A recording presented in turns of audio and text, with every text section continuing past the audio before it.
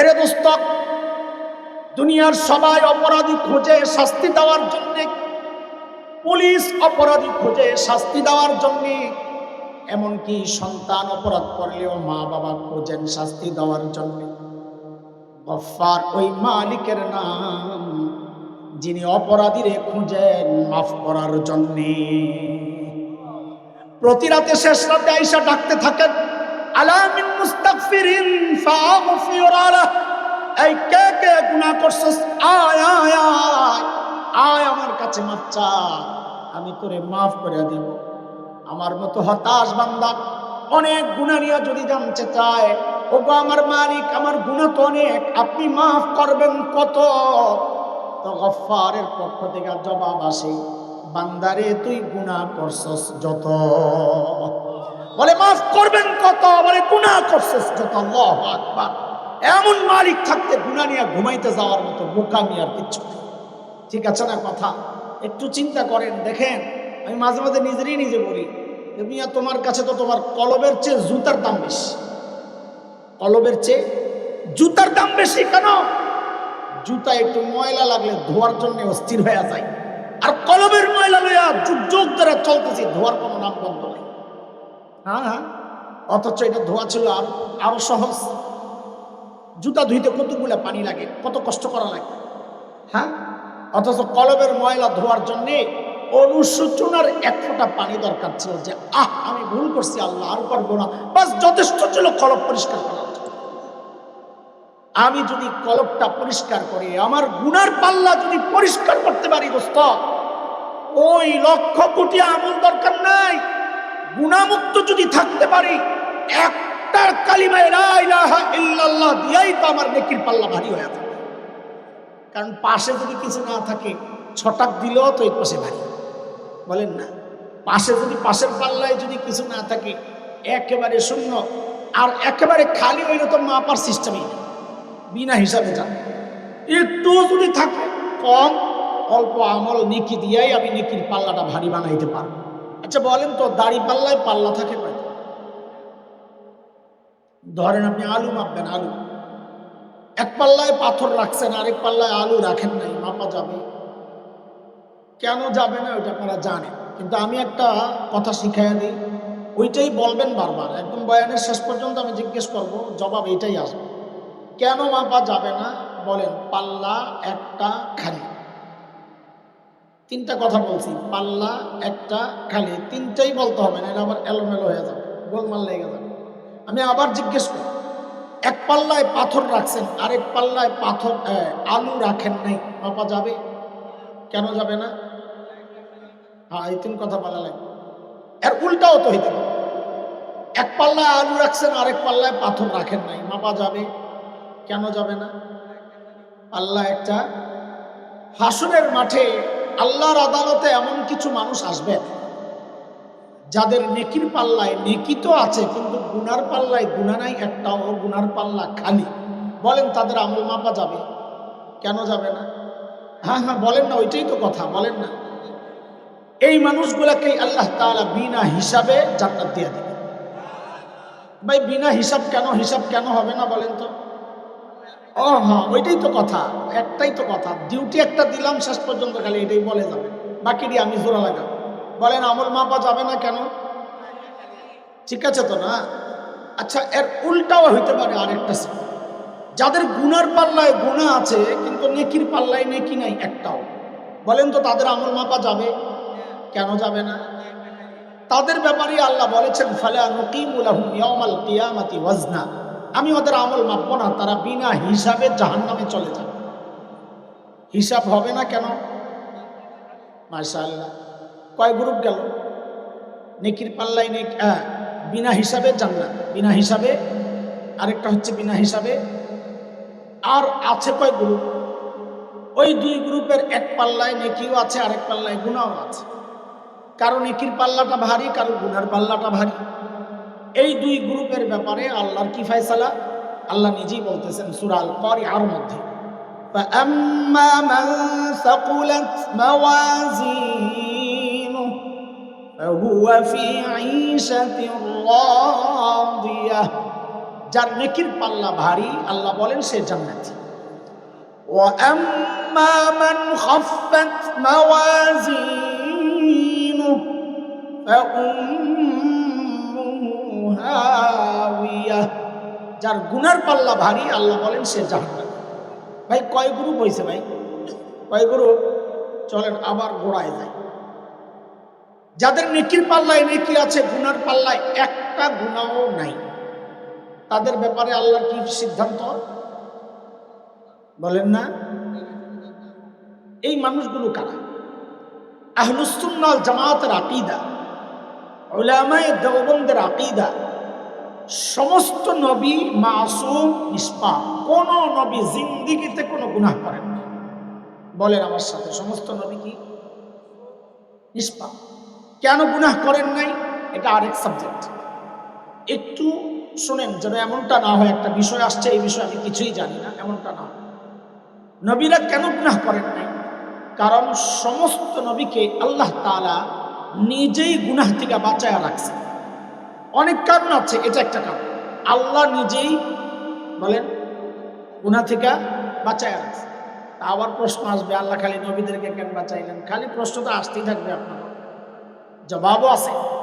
সূরা হাজের শেষ পৃষ্ঠা, একদম 17 নম্বর পারার শেষ পৃষ্ঠায় একটা আয়াত আছে, ওখান থেকেই জবাবটা বোঝা যায়। আল্লাহ বলেন, আল্লাহু ইয়াসতাফি মিনাল মালাইকাতি রুসুলান ওয়া মিনান নাস। আল্লাহ বলেন সমস্ত রসুলকে আমি আল্লাহ নির্বাচন করছি। রসুল কার নির্বাচন? কোন রাজা বাদশার নির্বাচন? যেহেতু নবী রসুলরা আল্লাহর নির্বাচন, ওই জন্যে সমস্ত নবী রসুলকে আল্লাহ নিজেই গুনাহ থেকে বাঁচায় রাখছেন। কেন? যেন আল্লাহর নির্বাচনটা প্রশ্নবিদ্ধ না হয়, যে আমাদেরকে গুনাহ থেকে বাঁচাতে কাদেরকে নবী রসুল বানালেন, তারা নিজেরাই তো গুনাহ করে। এই প্রশ্ন যেন কেউ করতে না পারে, ওই জন্যে আল্লাহ তাআলা সমস্ত নবীকে গুনাহ থেকে বাঁচায় রাখছেন। যেমন হযরত ইউসুফ আলাইহিস সালাম দেখতে কেমন ছিলেন মনে আছে? কেমন ছিলেন? আমার মতন কালা বেটা তো কেমন সুন্দর? সুবহানাল্লাহ। না না, কোন সুবহানাল্লাহ? যে সুন্দর শুনলেই সুবহানাল্লাহ করতে হয় আর কি, এটা হলো সুবহানাল্লাহ। এত সুন্দর মিশরের মেয়েরা পাগল হয়ে গেছে, বিশেষ করে ফার্স্ট লেডি জুলাইখা, খালি হুজুরের লগে ভিড়তে চায়, আর হুজুর খালি ধরবে, আত্মা দেয় না। একদিন তো একদম অন্দর মহলে নিয়ে আটকাইছে, 7 দরজা ভেতরে, মানে এর পরে আর রুম নাই, শেষ। কাজের বুয়া বাড়ি বাঁধিদেরকে বলেছে দরজাগুলা লাগাই দিয়ে চলে যাও। তো লাগাইলে চলে যাইতে হলে কোন দিক দিয়ে লাগাইতে হবে? ভিতর দিয়ে না বাইরে দিয়ে? বাহির দিয়া সব দরজা লাগাই গেছে। হযরত ইউসুফ দেখছেন আমি তো ফেসে গেছি, তখন তিনি কি করলেন?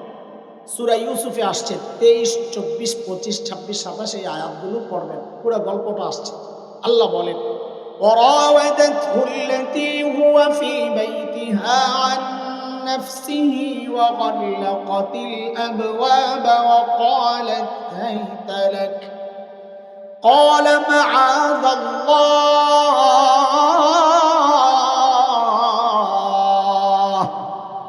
إنه ربي أحسن مثواي إنه لا يفلح الظالمون। হযরত ইউসুফ বিপদে পইড়াই দিয়েছেন এক চিৎকার, ও আল্লাহ আমারে বাঁচা। বিপদে পড়লে কারে ডাকতে হয়? আর বিপদ থেকে বাইচা গেলে সব সময় কাকে ডাকতে হয়? আল্লাহ। আল্লাহ 24 নম্বর আয়াতে আল্লাহ নিজেই বলেছেন, কাযালিকা লিনাসরিফা আনহু সুআ ওয়াল ফাহশা। আমি বাঁচায় দিয়েছি, সোজা তর্জমা করলাম। তো নবীদেরকে গুনাহ থেকে বাঁচান। বলেন বলেন। গেল এক গ্রুপ, সময় কম, আমি তাড়াহুড়া করতেছি। গেল এক গ্রুপ। দ্বিতীয় গ্রুপ যারা বিনা হিসাবে জাহান্নামে যাবে। আচ্ছা, একটা মানুষ এমন কি করে হয় সারা জিন্দেগি একটাও নেকি করে নাই, ভালো কাজ করে নাই, এটা কিভাবে সম্ভব? আরে মানব ইতিহাসের সবচাইতে জঘন্যদের একটা হচ্ছে এই ফেরাউন। ফেরাউন কি জীবনে কোনো ভালো কাজ করে নাই?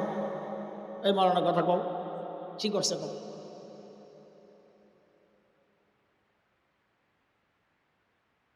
আপনারা তো একজন মাদ্রাসার ছাত্র লালন পালন করতে চান, আর ফেরাউন নাই একজন নবী মুসা আলাইহিস সালামের লালন পালন করে বড় করছে। এটা ভালো কাজ না? এর সব গেল। আবু তালিব সারা জিন্দেগি নবী আলাইহিস সালামকে আগলে রাখছে, ছায়া দিয়া রাখছে, নিরাপত্তা দিয়া রাখছে। নিজের সন্তান আর নবীজিকে আলাদা হতে দেন নাই।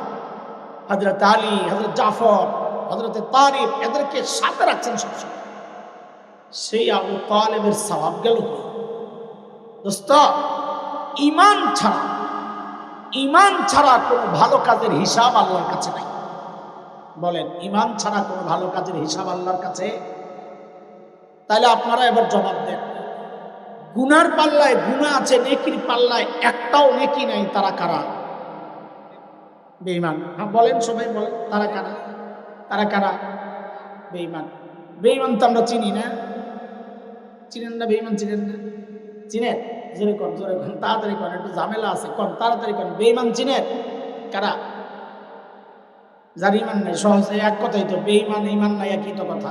আমরা এদেরকে কি করি, কি বলি? আহা, কাফের মুশরিক। খালি এখান থেকে জবাব এলে ওই দিকে চাইতে মনে কি বলি? কাফের মুশরিক। মাথা বললেই তো ওদিকে যায়। বেঈমান মানি ওরা। কিন্তু দোস্ত, বেঈমানদের আরেকটা শ্রেণী আছে যাদেরকে আমরা চিনি না। ও নিজেও জানে না বেঈমান হয়ে গেছে, ও সমাজও জানে না বেঈমান হয়ে গেছে। এরা কে? সূরা বাকারায় আল্লাহ বলেছেন, ومن يرتد منكم عن دينه فيمت وهو كافر فأولئك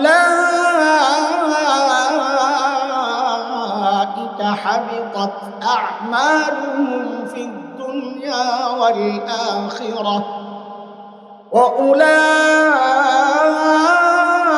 وأولئك أصحاب النار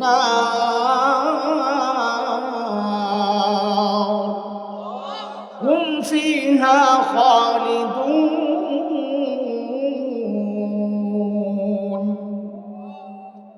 আল্লাহ বলেন, যারা মুরতাদ তাদের সব আমল বাতিল। তার মানে নেকির পাল্লায় একটাও নেকি নাই, বিনা হিসাবে জাহান্নাম। হ্যাঁ, মুরতাদ মানে কারা? যারা ইসলামে ছিল বের হয়ে গেছে। আপনার কাছে পরিচিত কাফের মুশরিক না, নাম মুসলমান, মুসলমানের সন্তান। মৃত্যুর পর জানাজা হয়, কুলখানি হয়, আবার মৃত্যুবার্ষিকীও হয়, কিন্তু ইসলামের মানদণ্ডে সে মুরতাদ মানে কাফের। মানুষ মুরতাদ কখন হয়? ঈমানের অকাট্য, দ্বীনের অকাট্য কোনো বিষয়কে নিয়ে যে তাচ্ছিল্য করে, অস্বীকার করে, সন্দেহ পোষণ করে। এই সমাজে এমন মানুষের অভাব নাই। শরিয়া আইন এটা আল্লাহর বিধান। চোর চুন্নি চুরি করলে হাত কাইটা দাও, চুরি করলে হাত কাইটা দাও, এটা কার হুকুম? এটা অকাট্য দলিল দ্বারা প্রমাণিত, কোরআন দ্বারা প্রমাণিত। জেনা যে করে, ধর্ষণ যে করে, তাকে হত্যা করা, এটা কোরআন দ্বারা প্রমাণিত।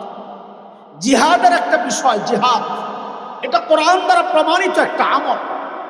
পর্দা কোরআন দ্বারা প্রমাণিত একটা আমল। ছেলে 2 মেয়ে 1, শরীয়তের এই বন্টন নীতি কোরআন দ্বারা প্রমাণিত একটা আমল। এই জমানায় এই সমাজের নামধারী বহু মুসলমান আছে, জিহাদের কথা শুনলেই তার সুলকানি শুরু হয়। জিহাদকে সন্ত্রাস বলে, মুজাহিদিনদেরকে সে সন্ত্রাসী বলে। খোদার কসম, সে কিছু বললে বলে, আরে আমি বেঈমান কেমনে হই? আমার বাপ হজ করছে, আমার দাদায় হজ করছে। ও মনে করে আর বাপ দাদায় হজ করলে ও মুসলমান। না না, জিহাদের মতো পবিত্র ইবাদতকে নিয়ে যারা তাচ্ছিল্য করে, পর্দার বিধান নিয়ে যারা তাচ্ছিল্য করে, শরীয়তের কোন বিধানকে যারা অস্বীকার করে, যারা স্পষ্ট বলে ফেলে শরিয়া আইন আমি বিশ্বাস করি না, খোদার কসম তারও ঈমান থাকতে পারে না, সে স্পষ্ট কাফের। সে কাফের, কোনো সন্দেহ নেই। এই জমানায় এইরকম কাফের অভাব নাই। আমরা অবাক হই, বাংলাদেশের বহু রাজনীতিবিদ আসতে বলে ফেলে শরিয়া আইন চাই না। আরে ভাই, চাও না মানি অস্বীকার করা। আমি বাস্তবায়ন করতে পারছি না, এটা আমার ব্যর্থতা, আমার দুর্বলতা। আমি আল্লাহর কাছে মাফ চাই, আল্লাহ মাফ করবে। কিন্তু চাই না বললে শরীয়তের বিধানগুলো অস্বীকার করা হয়। খেলাফত ব্যবস্থা চাই না বললে শরীয়তকে অস্বীকার করা হয়।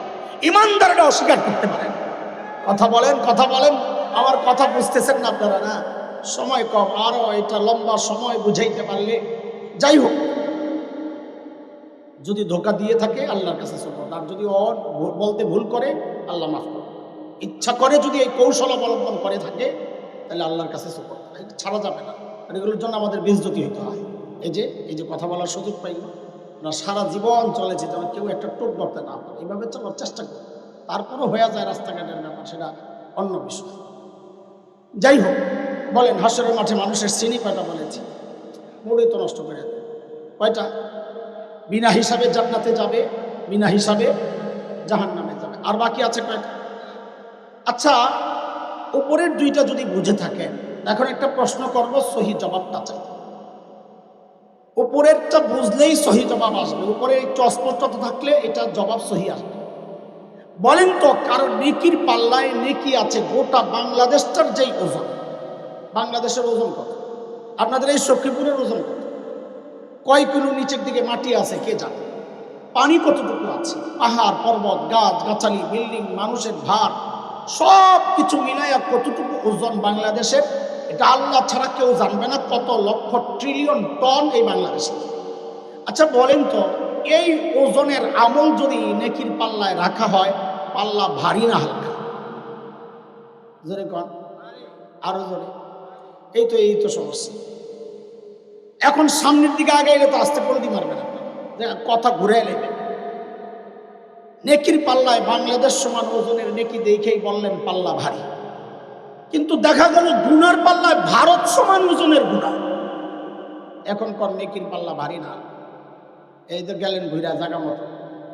হ্যাঁ, বুঝা গেল আপনাদের আগের বিষয়টা অস্পষ্ট আছে।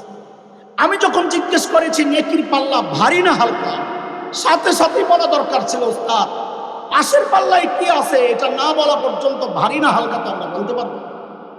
কথাটা কি বুঝাইতে পারছি? কথা বুঝাইতে পারছি? এইবার বলেন তো, নেকির পাল্লায় নেকি আছে 1 কেজি, কদ্দুর? ভারী না হালকা?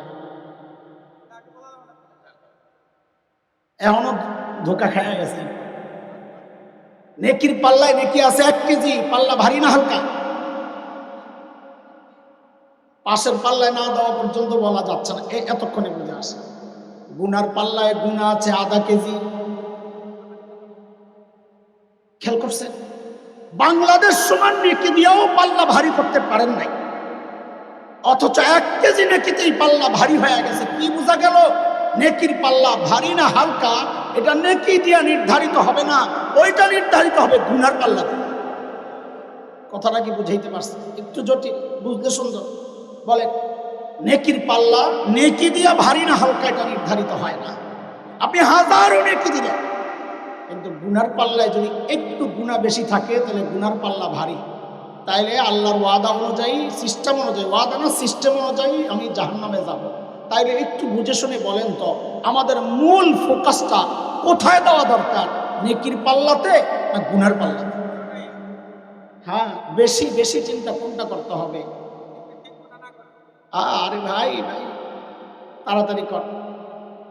আপনি নেকিও করলেন, গুনাহও করলেন, এইটা যদি হয় তাইলে কখন কোন দিকে আমাদের নেকিগুলা হয় ভেজাল। নেকির মধ্যে রিয়া থাকে, নেকির মধ্যে ধান্দা থাকে, নেকির মধ্যে বহু কিছু থাকে, ত্রুটি থাকে। আমাদের গুনাহগুলা হয় সলিড, এর মধ্যে কোনো রিয়া থাকে না। বরং নেকি করি প্রকাশ্যে লোক দেখায়া, গুনাহ করি গোপনে করি। গুনার মধ্যে একলাস থাকে, ঠিক আছে? গুনার মধ্যে নেকির মধ্যে থাকে ধোঁকা, বলেন না? এই জন্য আমাদের মূল দৃষ্টি দিতে হবে নেকির পাল্লা না গুনার পাল্লা। আমি যদি গুনাহমুক্ত থাকি অটোমেটিক নেকি হবে। নামাজ পড়া ফরজ, ছেড়ে দিলে গুনাহ। আমি গুনাহ করবো না মানে আমার নামাজও হয়ে যাবে। কথাটা কি বুঝাইতে পারছি? জটিল জটিল করে বলতেছি কারণ এইভাবে বললে আপনার ঢুকবে ভিতরে ভালো করে। তাহলে মূল ফোকাসটা দেওয়া দরকার আমাদের গুনার পাল্লা। গুনাহ না করলে অটোমেটিক নেকি হবে, নামাজ পড়লে না পড়লে গুনাহ। তো গুনাহ করি নাই মানে নামাজ পড়ছি, সওয়াব তো অটোমেটিক হইতে থাকবে। গুনাহ না করলে নেকি অটোমেটিক হইতে থাকবে, আলাদা নেকির জন্য চিন্তা করা লাগবে না। আমাদের চিন্তা করা দরকার গুনার পাল্লা নিয়ে। কোন পাল্লা নিয়ে? চিন্তার দুইটা দিক, এদিকে তাকান মনোযোগ। চিন্তার দুইটা দিক, একটা হচ্ছে অতীতের গুনাহ আর একটা হচ্ছে ভবিষ্যতের। বলেন তো আমার সাথে, চিন্তার কয়টা দিক? একটা হচ্ছে অতীতের গুনাহ, আরেকটা হচ্ছে ভবিষ্যতের গুনাহ। অতীতের গুনাহ সম্পর্কে আমাদের ওয়াদা, বলেন ইনশাআল্লাহ অতীতের গুনাহ রাখবো না। সবাই বলে, সবাই বলা লাগবে। আমি সিস্টেম শিখাইতেছি, ইনশাআল্লাহ বলবো ইনশাআল্লাহ। আগে শব্দগুলো বলেন আমার সাথে, অতীতের গুনাহ, ভবিষ্যতের গুনাহ। হ্যাঁ হ্যাঁ, এই দুইটাই কথা বলেন, অতীতের গুনাহ, ভবিষ্যতের গুনাহ। আবার অতীতের গুনাহ, ভবিষ্যতের গুনাহ। এখন অতীতের গুনাহ রাখবো না তার সহজ পদ্ধতি কি? ভবিষ্যতে গুনাহ করবো না তার সহজ পদ্ধতি, বাস এটাই হচ্ছে শেষ কথা। দেখেন, আমি আপনি যখন গুনাহ করি, গুনাহ থেকে বাঁচার সহজ একটা পথ শিখিয়ে দিচ্ছে। আমি আপনি যখন গুনাহ করি, দুনিয়ার কেউ না দেখলেও, কেউ না জানলেও একজন জানেন, দেখেন, তিনি কি? আর একটু জোরে সবাই একসাথে, কথা সহি, ঠিক আছে। কিন্তু আমরা এখানে জবাবে আল্লাহ বলবো। কি বলবো? এই প্রসঙ্গে কোরআন আল কারীমের যে আয়াতটাকে আমি প্রমাণ হিসাবে আনতে চাই, ওই আয়াতে আল্লাহ নিজের যে পরিচয়টা দিয়েছেন, আমরা ওইটা বলবো। ওইটা হচ্ছে রব্বে কারীম। বলেন সবাই, বলেন, আবার বলেন। তাহলে আমি আবার জিজ্ঞেস করি, আমরা যখন গুনার দিকে আগাই বা গুনাহ করি, কেউ না জানলেও, কেউ না দেখলেও একজন জানেন, দুইটা শব্দ বলতেছি, জানেন, দেখেন, তিনি কে? আবার বলেন, জানেন, দেখেন, তিনি কে? সাথে আরেকটা জিনিস যুক্ত করি, জানেন, দেখেন এবং পেছন থেকে ডাকতে থাকেন। আমরা ছোটবেলায় কোনো অন্যায় করলে মুরব্বীরা ডাকতেন না, এটা কেন করছ বলতেন না। তো রব্বে কারীম জানেন, দেখেন, ডাকেন। বলেন তো শব্দগুলো, জানেন, দেখেন। কি বলে ডাকেন সেটা আসছে কোরআন, সূরা ইনফিতার, আম্মা পারার 5 নম্বর সূরা, 6, 7, 8 আয়াত। আল্লাহ বলেন, ইয়া আইয়ুহাল ইনসান মা গররাকা বিরাব্বিকাল কারীম।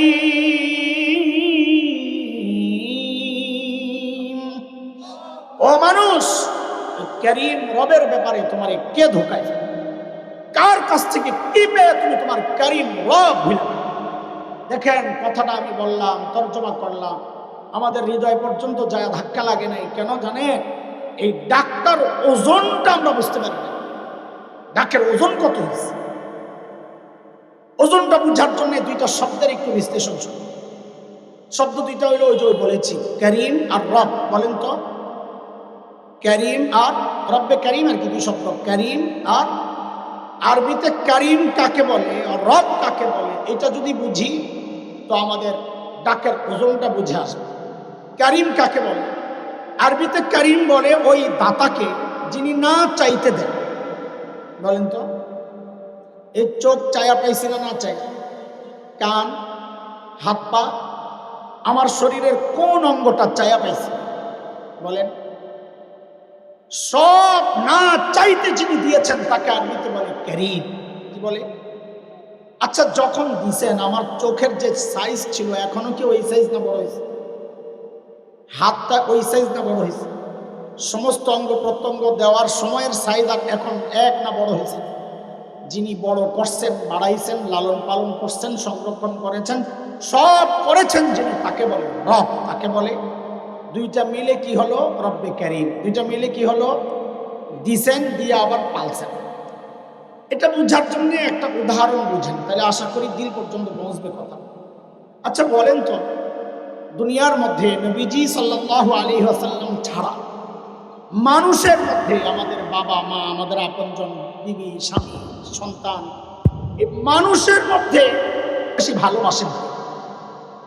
আহা, বললাম তো মানুষের মধ্যে। হ্যাঁ বলেন, বলেন, আবার বলেন, একজনের কথা বলেন, তিনি কে? তিনি কে? আর একটু জোরে বলেন না। মা। মার কলিজায় যে কত দরদ আর মায়া আর মমতার ভালোবাসা, এটা দুনিয়ায় মা ছাড়া কেউ বুঝবে না।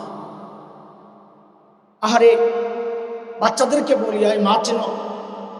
ঘরের মধ্যে খাবার যা আছে, মা যদি মনে করেন এখান থেকে আমি যদি একটু খাই, আমার বাচ্চারা পেট পুরে খেতে পারবে না।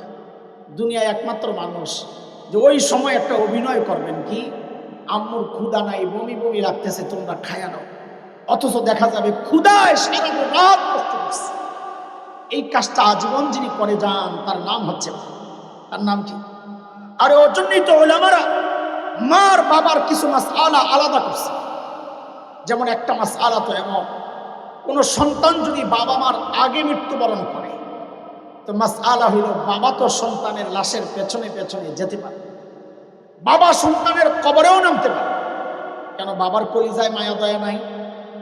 আচ্ছা, বাবাও চিৎকার করে করে কান্না করবেন, কিন্তু বাবাকে আল্লাহ ওই শক্তি, সামর্থ্য, মনোবল দিয়েছেন, বাবা সন্তানকে কবরে রেখে কান্না করতে করতে উপরে উঠতে পারবে, এতটুকু মনোবল বাবার আছে।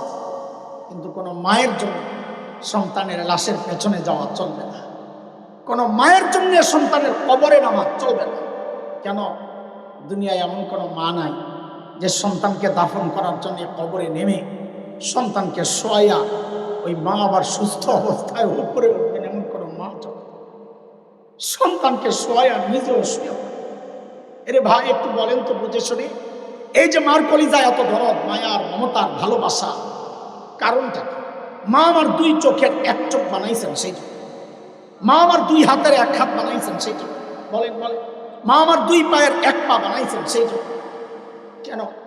মা কি বানাইছেন আমার একবারে বলেন, আমার শরীরের কি বানাইছেন মা? কিছুই না, কিছুই বানান নাই। অল্প কয়েকদিন পেটের মধ্যে ধারণ করছেন, আমি যেন ভাড়াটি, আমাকে জায়গা দিচ্ছেন, হওয়ার পর লালন করছেন। আমার মা আমার কিচ্ছু বানান নাই, তারপরেও মার কলিজায় এত দরদ, এত মায়া, এত মমতা, এত ভালোবাসা। তাইলে যে আল্লাহ আমার চোখ বানাইছেন, ওই আল্লাহর কত মায়া। যে আল্লাহ আমার হাত পাও বানাইছেন, ওই আল্লাহর কত। যে আল্লাহ আমাকে এত এত নিয়ামত দিয়ে বাঁচায় রাখছেন, ওই আল্লাহর কত মায়া। ভাই আমি আপনি যখন গুণের দিকে আগাই না, মালিক তখন ওই মায়ার কথাগুলো মনে করাইয়া দিয়া দিয়া ডাকতে থাকেন। কি বলে? ইয়া আইয়ুহাল ইনসান মা গররাকা বিরাব্বিকাল কারীম। আরে যে চোখ দিয়ে তুই গুনাহ করতেছস রে বান্দা, ওই চোখ কিন্তু তোর নায়ক নায়িকা দেয় নাই, আমি কারীম দিছি না চাইতেছিস। যে কান দিয়ে তুই গান শুনতেছস, ওই কান কিন্তু তোর গায়ক গায়িকা দেয় নাই, আমি কারীম দিছি না চাইতে দিছি। যে হাত দিয়া ধরতেছস, ওই হাত আমার। যে পাও দিয়া চলতেছস, ওই পাও আমার। যে জমিনে দাঁড়ায় আছস, ওই জমিনটাও আমার। আমাদের প্রত্যেকটা গুনার পেছনে আমার রব আমাকে এইভাবে ডাকতে থাকে।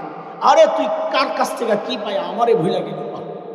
ভাই এই অনুভূতিটা যদি কেউ দিল আর দিমাগের মধ্যে বসাইতে পারে, গুনাহ করার সময় যদি একবার চিন্তা করে যে এই চোখ দিয়া গুনাহ করতেছি, যে চোখের মালিক আমাকে ডাকতেছে, কান দিয়া গুনাহ করতেছি, যে কানের মালিক আমাকে ডাকতেছে। প্রত্যেকটা গুনার সময় কোনো বান্দা যদি এই চিন্তাটুকু করে, খোদার কসম দায়িত্ব নিয়ে বলছি, তখন এখন তো গুনাহ ছাড়তে কষ্ট হয়, তখন গুনাহটা করতে কষ্ট হবে ইনশাআল্লাহ। এই চিন্তাটা যত বেশি দিলের মধ্যে বসাইতে পারবো যে আমাকে সবসময় দেখতেছেন কে? রব্বে কারিম। এটা মনে রাখতে হবে, রব্বে কারিম বলবেন আর চিন্তা করবেন। রব্বে কারিম মানে যিনি দিছেন এটা দিয়া বড় করছেন। রব্বে কারিম মানে যিনি দিছেন এটা দিয়া পালছেন।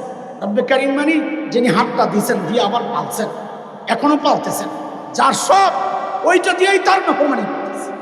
এই চিন্তাটা মানুষকে গুনাহ থেকে আটকায় রাখে। ভবিষ্যতে গুনাহ করব না এই চিন্তা লালনের মাধ্যমে। অতীতের গুনাহ রাখবো না কেমনে? আমি ছোট মানুষ, আমার ছোট্ট অনুভূতি, গুনাহ মুছার মতো সহজ কাজ দুনিয়ায় কিছু নেই। গুনাহ মুছার মতো সহজ কাজ দুনিয়ায় কেন জানেন? কারণ আমরা যার কাছে মাফ চাইব, তিনি নিজের একটা নাম নিজেই রাখছেন, গফফার। কি নাম বলেন? কি নাম? গফফার। চিনেন? চিনেন গফফার? আল্লাহু আকবার বলেন না জোরে, আর একটু জোরে বলেন না আল্লাহু আকবার। এরে দোস্ত, দুনিয়ার সবাই অপরাধী খোঁজে শাস্তি দেওয়ার জন্যে, পুলিশ অপরাধী খোঁজে শাস্তি দেওয়ার জন্যে, এমনকি সন্তান অপরাধ করলেও মা বাবা খোঁজেন শাস্তি দেওয়ার জন্যে। গফফার ওই মালিকের নাম যিনি অপরাধীরে খুঁজেন মাফ করার জন্যে। প্রতি রাতে শেষ রাতে আয়েশা ডাকতে থাকেন, আলা মিন মুস্তাগফিরিন ফাগফির লাহ, এই কে কে গুনাহ করছস, আয় আয় আয় আয় আমার কাছে মাফ চা, আমি তোরে মাফ করে দিব। আমার মতো হতাশ বান্দা অনেক গুনাহ নিয়ে যদি জানতে চায়, ওগো আমার মালিক আমার গুনাহ তো অনেক, আপনি মাফ করবেন কত? তো গফফারের পক্ষ থেকে জবাব আসে, বান্দারে তুই গুনাহ করছস যত। বলে মাফ করবেন কত? বলে গুনাহ করছস যত। আল্লাহু আকবার। এমন মালিক থাকতে গুনাহ নিয়ে ঘুমাইতে যাওয়ার মতো বোকামি আর কিচ্ছু নেই। ঠিক আছে না কথা? একটু চিন্তা করেন, দেখেন আমি মাঝে মাঝে নিজে বলি, মিয়া তোমার কাছে তো তোমার কলবের চেয়ে জুতার দাম বেশি। কলবের চেয়ে জুতার দাম বেশি কেন? জুতা একটু ময়লা লাগলে ধোয়ার জন্য অস্থির হয়ে যায়, আর কলবের ময়লা লইয়া যুগ যুগ ধরে চলতেছে, ধোয়ার কোনো নাম বন্ধ নাই। হ্যাঁ, অথচ এটা ধোয়া ছিল আরো সহজ। জুতা ধুইতে কতগুলা পানি লাগে, কত কষ্ট করা লাগে। হ্যাঁ, অথচ কলবের ময়লা ধোয়ার জন্য অনুশোচনার এক ফোঁটা পানি দরকার ছিল, যে আমি ভুল করছি, আল্লাহ আর করবো না, বাস যথেষ্ট ছিল কলব পরিষ্কার করা।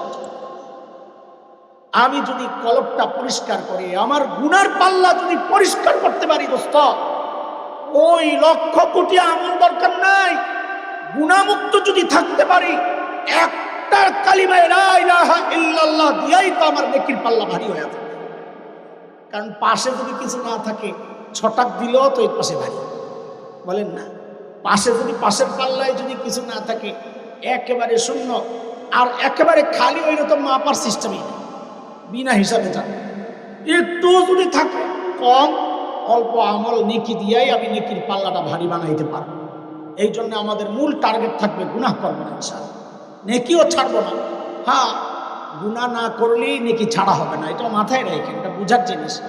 রোজা সওয়াবের কাজ, আমি যদি রোজা ছাড়ি গুনাহ হবে, তো গুনাহ না করলে রোজা রাখবো তো সওয়াব তো হবেই। নামাজ পড়া সওয়াবের কাজ, আমি যদি নামাজ না ছাড়ি তো গুনাহ ছাড়লাম, তো গুনাহ ছাড়লেই তো নামাজ পড়া হবে, সওয়াবের কাজ। দুইটা ছোট্ট কথা বলে আমি শেষ করি। একটা ওয়াদা দেন, নেকি যতই ছোট হোক, বলেন আমার সাথে, ছাড়ব। সামনে ছোট্ট ছোট নেকি পড়লেও করে ফেলবো, পাল্লা ভারী করতে হবে। বলেন, নেকি যতই ছোট হোক, গুনাহ যতই ছোট হোক, করব ইনশাআল্লাহ। আমাদের জন্য সুবর্ণ সুযোগ আসতেছে। আল্লাহ তাআলা কি মহান মাস একটা আমাদের সামনে আইনা দিতেছেন। কেন? ওই যে ঘাটতি পুরা করার জন্য। শাবান মাস চলতেছে, নবীজি সবচেয়ে বেশি রোজা রাখতেন। আম্মা জান আয়েশা বলেন, কানা নবী সাল্লাল্লাহু আলাইহি ওয়াসাল্লাম ইয়াসুমু শাবান ইল্লা কালিলা, অল্প 2-1 দিন বাদ দিয়া, শেষের 1-2 দিন বাদ দিয়া নবীজি পুরা শাবান মাস রোজা রাখতেন। শাবান মাস রোজা রাখতেন। কেন রাখতেন? যেন আমল নামা, আমল হাজির হয় রমজান মাসে, এই শাবান মাসে সারা বছরের আমল আল্লাহর কাছে হিসাব জমা হবে। তো নবী বলেন, ফাউহিব্বু আইয়ুরফা আমালি ওয়া আনা সাইম, আমি চাই আমার আমলটা আল্লাহর কাছে পেশ হোক ওই অবস্থায় যে আমি রোজাদার, যেন আল্লাহ আমারে দেখা মায়া লাগে, আরে না খায় রয়েছে, ভুল টুল হইলে মাফ করে দিই। দেখছেন নবীজির কি চিন্তা, আমরা কোথায় আছি। এই জন্য শাবান মাস যাচ্ছে, বেশি বেশি রোজা রাখার চেষ্টা করবো ইনশাআল্লাহ। আর রমজানের জন্য প্রস্তুতি গ্রহণ করতে থাকি। অতীতের সমস্ত ঘাটতিগুলো পুরা করার এক সুবর্ণ সুযোগে রমজান মাস, গুনাহ মাফ করার জন্য এক সুবর্ণ সুযোগে রমজান মাস। ফরজ আদায় করব একটা, উঠবে 70টা। এই সুযোগ আর কই পাইবেন? নামাজ পড়বেন 1 রাকাত, উঠবে অটোমেটিক 700 রাকাত। কত? 70 তো রমজানের কারণে, আর সব আমল তো অটোমেটিক 10 গুণ বেড়া যায়। তো 70 10 গুণ বাড়লে কত? নামাজ পড়বেন 1 রাকাত, উঠবে কয় রাকাত? 700 রাকাত। হিসাব সোজা। রোজা রাখতেছেন একটা, হয়ে যাবে 700 রোজার সমান। কোনো ফরজ আমল তো ছাড়বই না, নফলও ছাড়বো না। কেন? নবীজি সাল্লাল্লাহু আলাইহি সাল্লাম বলেছেন, রমাদানে একটা নফল যে আদায় করবে, আল্লাহ তার আমল নামায় একটা ফরজ আদায়ের সওয়াব দিয়ে দেবে ইনশাআল্লাহ। সবচেয়ে জরুরি হলো আমরা গুনাহমুক্ত রমজান কাটানোর একটা প্রতিজ্ঞা করি ইনশাআল্লাহ, যে ইনশাআল্লাহ একটা রোজা কাটাবো যে গুনাহ করবো না। ঠিক আছে ইনশাআল্লাহ। আল্লাহ তাআলা আমাদেরকে বেশি বেশি নেকির করার মাধ্যমে নেকির পাল্লা ভারী করে এবং গুনাহমুক্ত জীবনযাপনের মাধ্যমে গুনার পাল্লা খালি করে আল্লাহর আদালতে ওঠার তৌফিক আল্লাহ দান করেন। আমিন। ওয়া আখিরু দাওয়ানা আলহামদুলিল্লাহি রাব্বিল আলামিন। আজান দিয়ে নামাজটা এখানে পড়ে গেলে অনেক মসজিদের তো মনে হয় জামাত হয়ে গেছে, তাই না? ও মসজিদ কাছে, আচ্ছা ঠিক আছে, তাহলে মসজিদে চলে যাবো আমরা। আল্লাহ তাআলা আমাদের এই যে অল্প স্বল্প যাই কথা হয়েছে কথাগুলোর উপর আমলের তৌফিক দান করেন, আমিন। ওদের কাছে একটু সহযোগিতা চাচ্ছেন ওনারা। যাও বাচ্চারা যাও, কারা যাবে যাও, যাও রুমাল নিয়ে যাও, একটু সহযোগিতা করে দেন ওনাদেরকে। আল্লাহ তাআলা আপনাদেরকে দ্বীনি সহযোগিতার কারণে এটাও একটা বড় নাজাতের ওসিলা হয়ে যাবে ইনশাআল্লাহ। বাকিরা দুরূদ শরীফ পড়েন, চুপ থাকেন, চুপ থাকেন। মাশাআল্লাহ দেন।